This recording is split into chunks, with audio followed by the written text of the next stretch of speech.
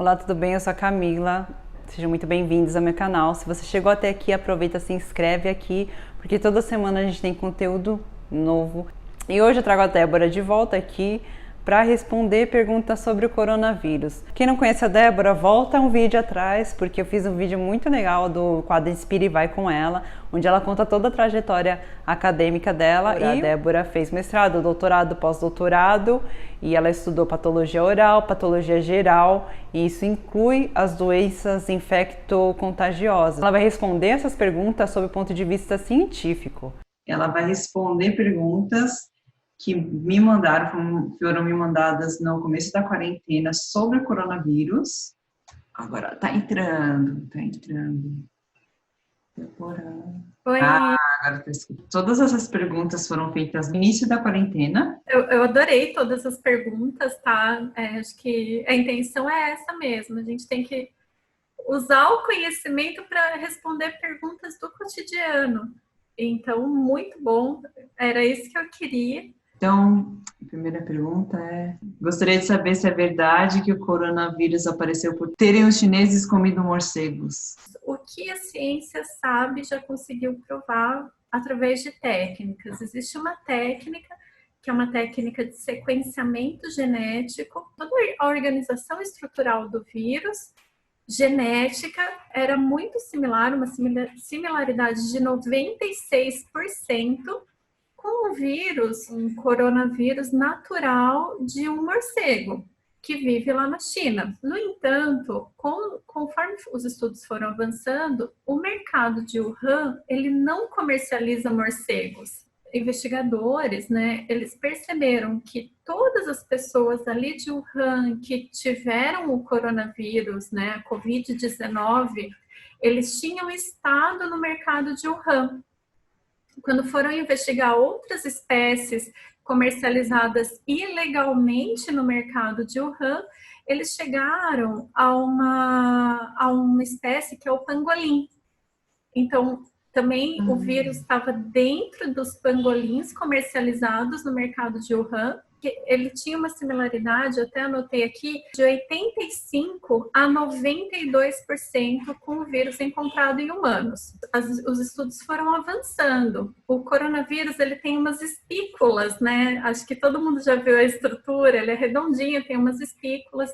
Nessas espículas, tem alguns receptores, algumas proteínas que elas não parecem muito com a do morcego. E são essas espículas que afetam as células humanas. Essas espículas, elas estão muito mais parecidas com as espículas dos pangolins.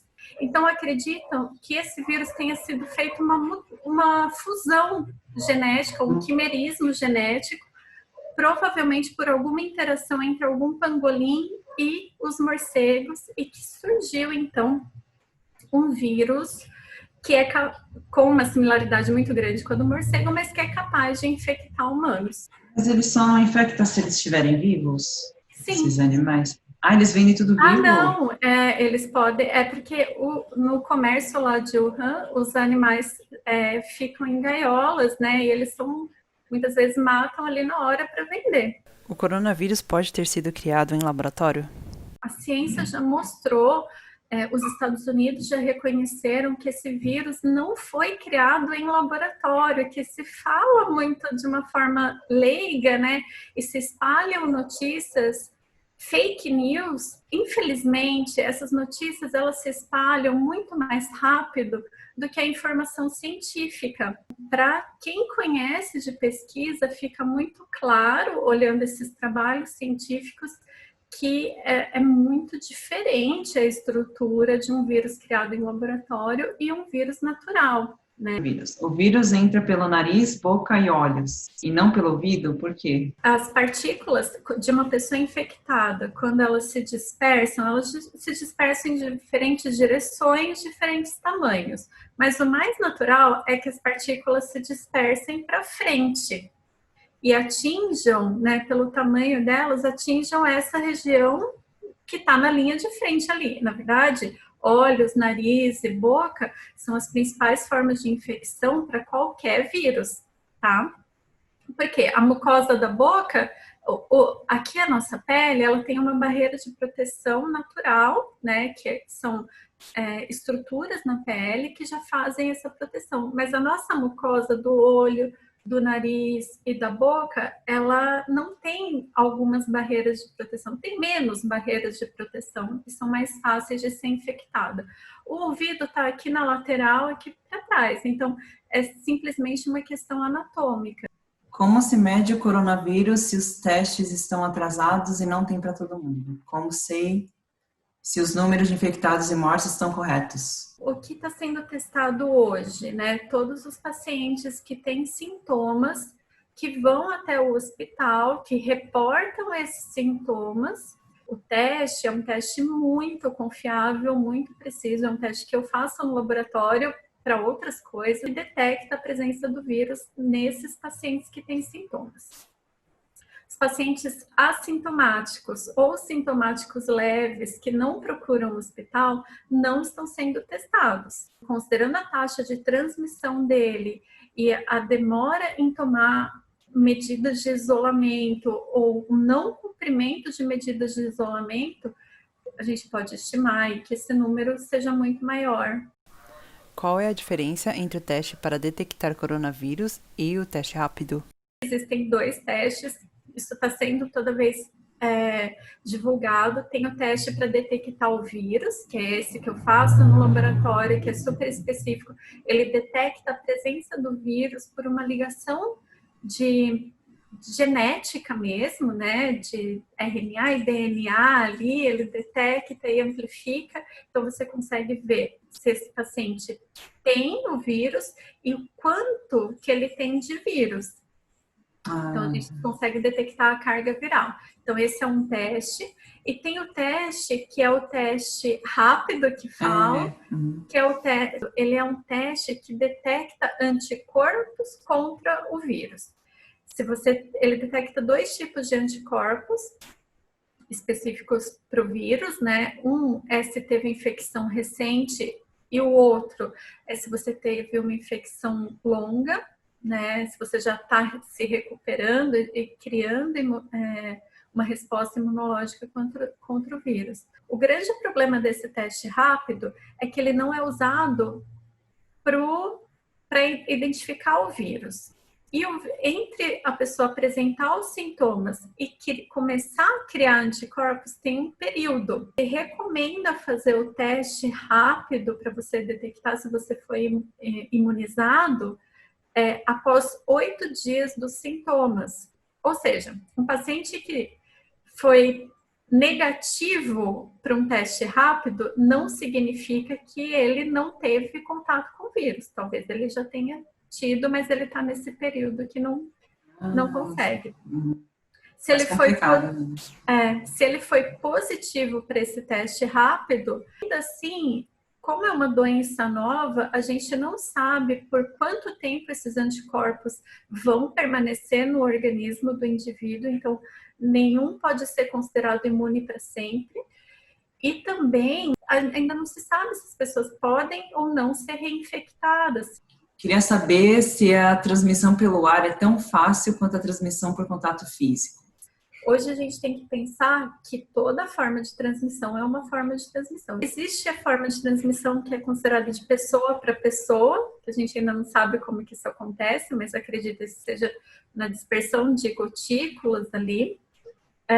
Pelo ar, significa que é por tosse ou espirro, por partículas eliminadas no ar, que são dispersas no ambiente e que atingem outra pessoa.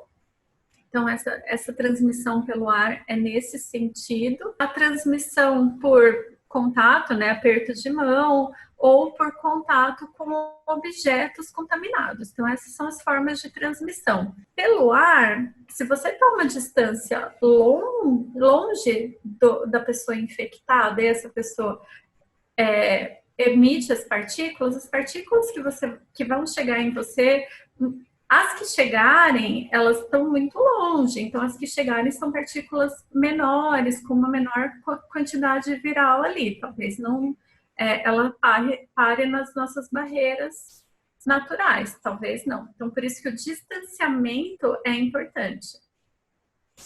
Agora, se você está perto de uma pessoa, tem contato com a pessoa, aí as partículas são maiores, levam uma maior carga viral e a chance de você contaminar é muito maior. Porque algumas pessoas não têm sintoma nenhum e outras chegam a ficar meses internadas. Tem gente falando que é como se fosse uma roleta russa isso aí, né?